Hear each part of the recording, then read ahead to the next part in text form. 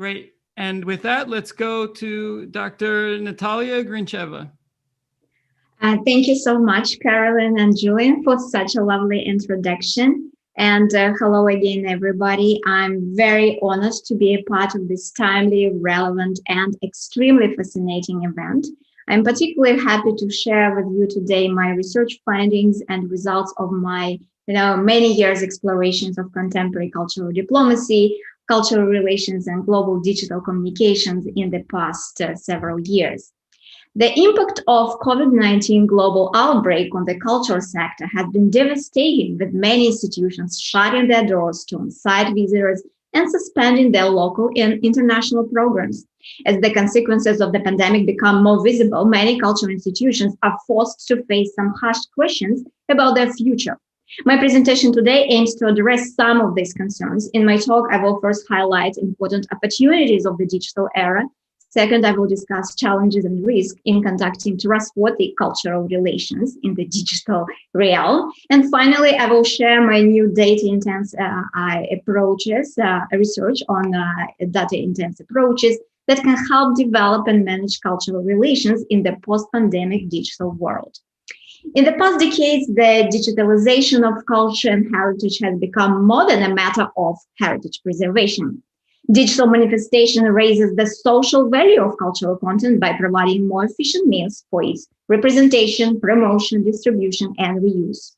With the help of online tools, international audiences can significantly expand their experiences beyond the physical walls of cultural institutions and enjoy cultural artifacts, installations, and events from the comfort of their homes. These interactions not only ensure the historical survival of cultural heritage, but also make it more relevant to contemporary audiences while wielding soft power. On the one hand, digital technologies enable the cultural content to travel much faster across borders through multimedia storytelling platforms, online public forums, participative digital tours, and online workshops. On the other hand, however, the digital environment has become an arena of high cross-cultural competition. Nation-states and cultural institutions increasingly compete in the global media space to promote their digital content, to shape public perceptions and communicate their cultural messages. In the midst of the COVID-19 pandemic, the struggle for global attention and visibility in the digital networks of communication is even stronger. In order to activate the soft power of digital cultural resources, cultural institutions need to facilitate meaningful engagements with global audiences. In the conditions of the 24/7 digital lockdown, winning online hearts and minds means navigating the complexities of the cyberspace to find a balance between the relevant content, convenient format, timely action, and comprehensive design that follows the current trends in the digital cultural consumption. First, now online audiences are more diverse than ever before. And I think one of the speakers mentioned this already, that we are in a global, community right now, even right now, connecting from LA and, Silicon Valley and even Australia.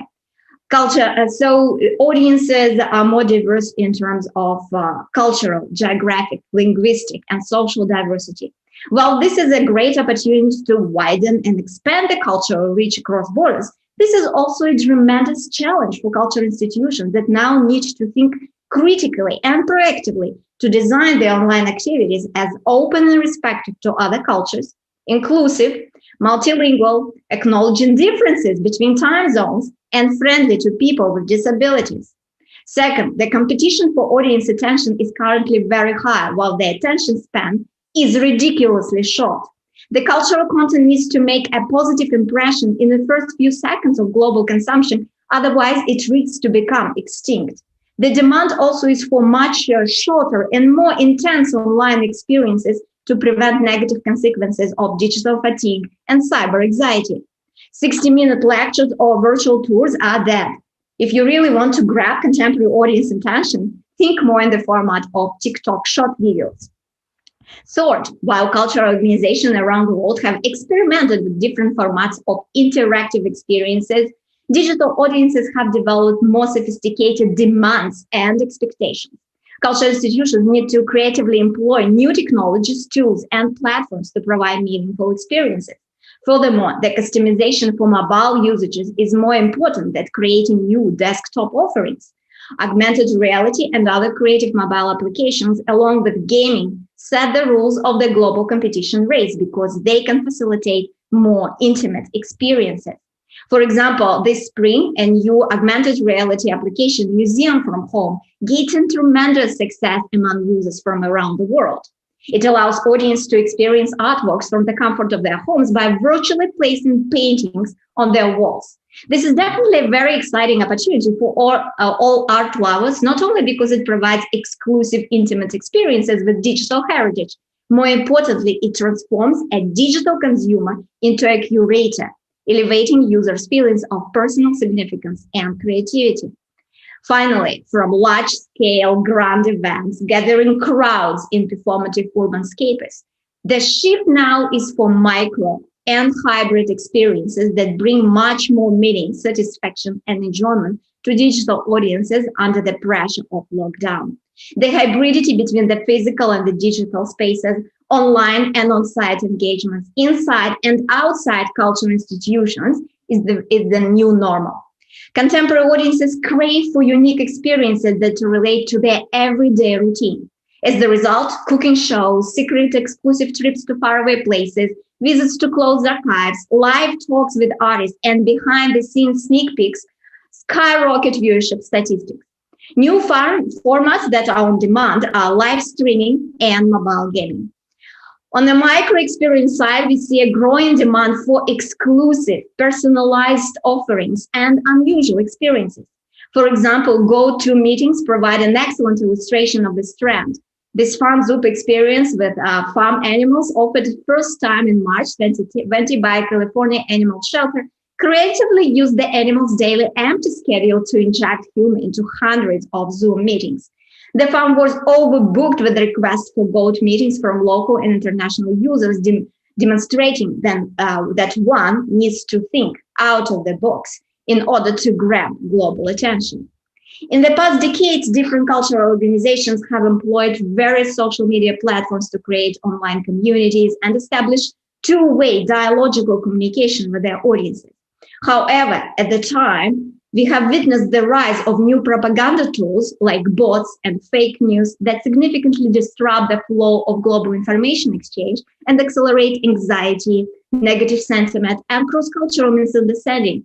The use of computational propaganda has succeeded in reshaping the media ecosystem of various countries by amplifying the power of agenda setting, priming, and framing of the more vocal and radical groups.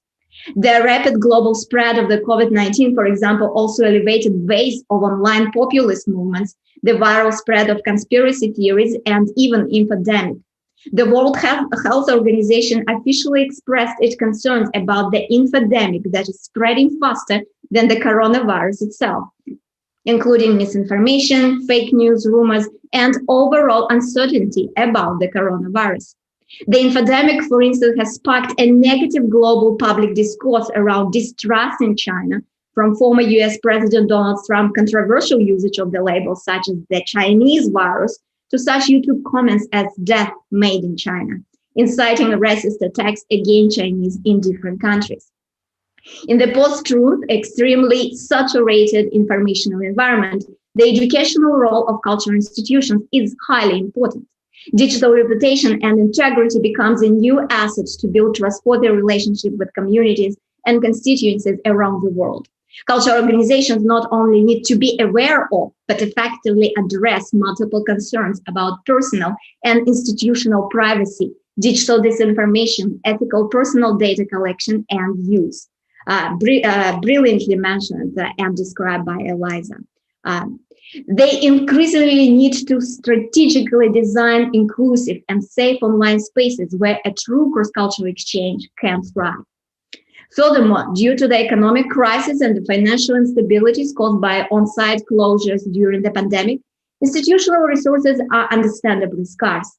Many cultural actors, especially those operating internationally, require new methodological approaches for allocating and investing their resources so that they can deliver the best outcomes and maximize inputs in different geographic areas, depending on local challenges and opportunities. For instance, new research in cultural mapping demonstrates that it is not productive to measure soft power in general terms by assuming that the cultural appeal of a country or an actor is the same in different geographic locations. Instead, a strategic aggregation of social demographic data and cultural analytics of specific countries or even cities could be used to identify and explore secondary factors, like, for example, cultural diversity and vibrancy, local language and religion, that account for the soft power appeal of cultural institutions. The dynamic web application Museum Soft Power Map that I developed in collaboration with the Australian Centre for the Moon Image in Melbourne employs geovisualization, data mining, and algorithmic modeling to pilot innovative digital methods to assess and map the soft power of museums. It enables a more accurate evaluation of cultural relation activities, as well as a fine-grained assessment of local soft power impacts and cultural projections on the global map. Let me show you a short video demonstration of how this program works. At the University of Melbourne, we've created a way for the first time to visually map and measure the soft power of museums. We have collaborated with the Australian Centre for the Moon Image to globally map ACME's resources, outputs, and outcomes. The system maps the data in 5 layers. The first layer maps ACME International Collection appeal power based on culture and language. The more intense the green, the greater the appeal power. As you can see, the collection appeals strongly in North America, Europe, and the Asia Pacific. The second layer is online engagement power, and it maps ACME's online global audiences. The varied intensity of the blue indicates that the majority of these audiences are coming from developed countries in Europe and North America. The Asia Pacific appears relatively untapped.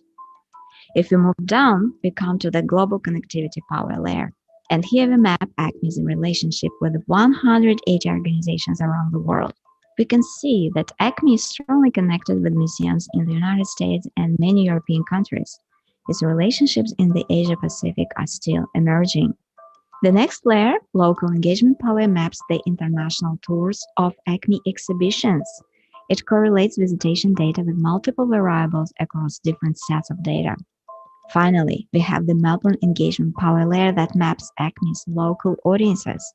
Here a map of Melbourne is divided into 200 postcodes. We can see from the intensity of the green that the majority of ACME's audiences come from the central area in the city. So there you have it. ACME mapped across various dimensions of soft power, providing the museum with the key information for strategic planning and development.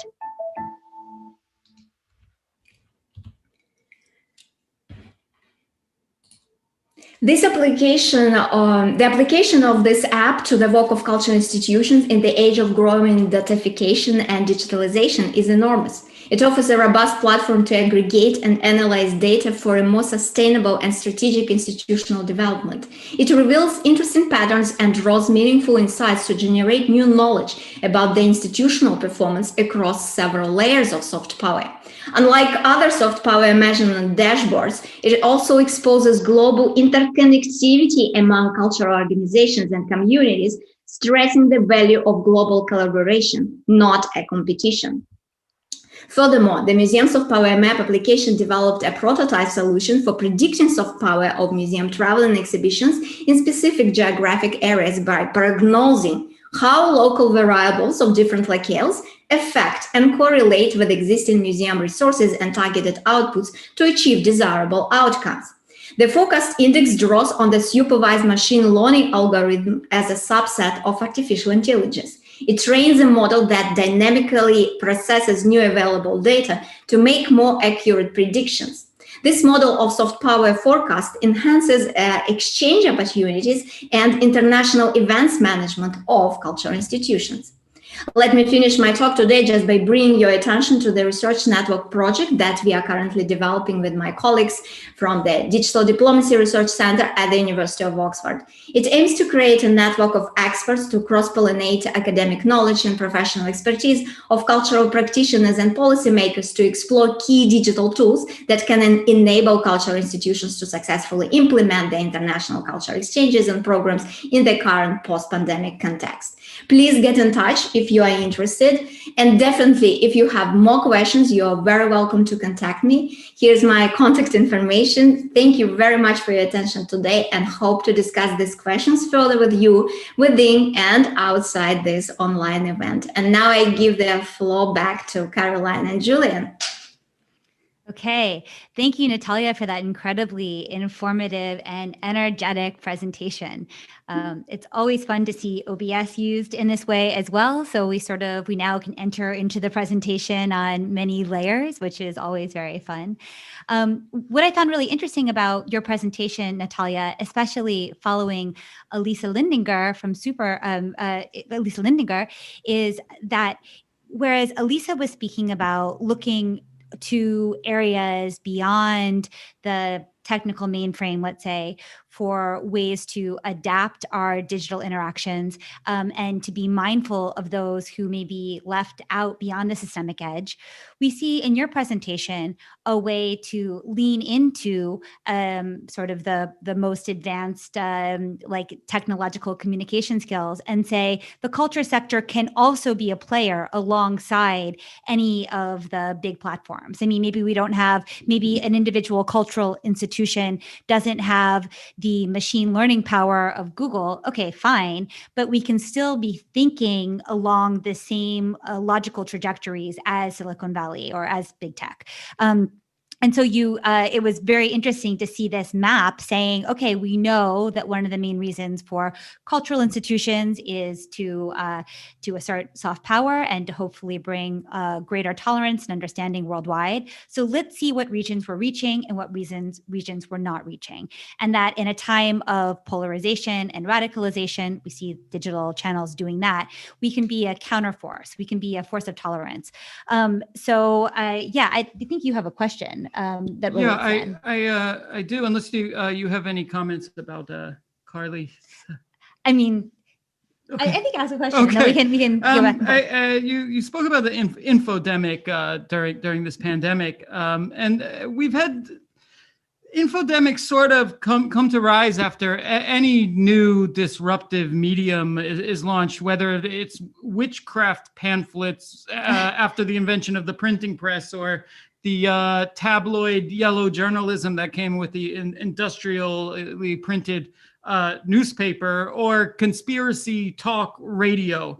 In this case, I think in this moment, there's actually no barrier of entry to publishing. You don't even need to have the money to print a pamphlet or a newspaper, or set up your own radio broadcast. Everyone is essentially a publisher. So, we're dealing with disinformation at scale, at a scale that we've never seen before. And I wonder if you have ideas or insights in how, the disinformation data can be harvested and organized at scale, and also perhaps fought at scale, on a scale at least adequate to respond to as the one it takes place upon. Thank you so much, Caroline and Julian. First, about Caroline's comment on that.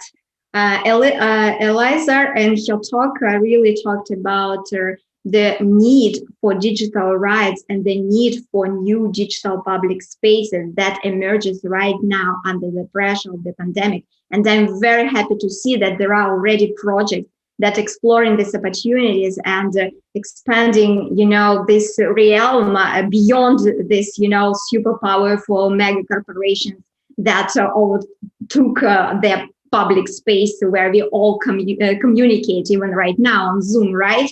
But it will take years until, hopefully not years, but it will take some time until we truly have these spaces which are safe for cross-cultural collaborations and exchanges. But right now, at the moment, I think in my presentation, I try to highlight the big shifts and big changes in digital cultures, because the society is changes under, under the pressure of this, 24/7 digital lockdown. And we are all existing right now in this big, commercial online platforms. However, they change our, ways how we consume, how we produce culture, And in order right now to to communicate meaningfully with global audiences, it is important to understand these digital culture shifts. And in a way, on the one hand, maybe follow them to grab the audience attention. And the other maybe role of cultural institutions is to change these cultures to the way of what Eliza was talking about, to producing more reliable and safe public spaces for communication, interaction, and art, creativity, and exchange. So in terms of the infodemics, I'm not sure that I understood the question, but yes, this is right now we are experiencing this, because like you mentioned, everyone is a publisher and everyone, accelerates this power and global reach of different messages, which are not necessarily sometimes true, or sometimes even, spread by bots. We are facing this moment where we need to be aware of what content we consume. And what I try to highlight in my presentation is that cultural organizations need to address these questions up front and needs to be aware about their, the integrity of the information that they share, and educating the publics, because this is their role, as I see it. So thank you for your question. I have another question, actually, following up on that. The purview of your talk was that we need to think globally, and I know you're probably thinking of major cultural institutions, many of which will be represented this week, who do have an explicitly global reach. But I do wonder, we both come from the arts, and we see increasingly that white wall museums are no longer the best backdrop or container for artistic expression. We see Twitch being used. We see TikTok being used. We see Instagram being used with Finstas and fake accounts in really creative ways. People who are trying to resist the channels of big tech in really ingenious formats. And I wonder if, even as you're thinking about this global reach of soft power, which is an incredibly important concept, I wonder if you could imagine a hyper local transformation of museums. Maybe it's a department, or maybe it's a subsector, where they're starting to think about what would the casing be for these new creative stacks that artists are stringing together across Twitch and Patreon and Google Docs. And we have all these different platforms, which are, I think, as Elisa so nicely said it, our civic space now takes place on private property. So we have this weird thing where artists are creating their works on all these private canvases, so to speak. And then the museum has to find a new way of creating housing for them so that the public can easily access them. Have you seen, maybe just anecdotally in your research, any instances where museums are starting to create this digitally local kind of housing, like, on a smaller scale? So without thinking of the global reach, more like, here's a community of artists. We see that they're using TikTok, Instagram, Patreon, and a Google Doc, and we're going to find a way of supporting them. I know Rhizome in New York is one institution that has worked this way, but maybe you know of others. Thank you so much for this question. And in your question, I can see that you draw these boundaries between kind of local engagement of museums and global engagement of museums. But I wouldn't consider this boundary to be important at the moment where we live in the age of digitalization and globalization spreading with a very, very high speed to different corners of the world. Yes, of course, local communities, local artistic production, local preservation has always been a part of the museum work. But right now, when everything takes also the second dimension or the second manifestation as a digital manifestation, it cannot be local anymore. It cannot be just local anymore, because everyone with internet access potentially can find this content online. So it becomes a global content, even though it maybe initially was produced for local usages. So of course, museums are concerned about, first of all, about their local communities.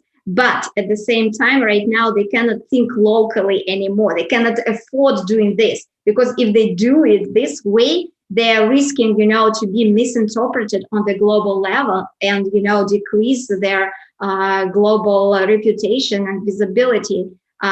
So, for example, like you mentioned, any example, I spent the last 3 years before I moved to Moscow in Melbourne, in Australia.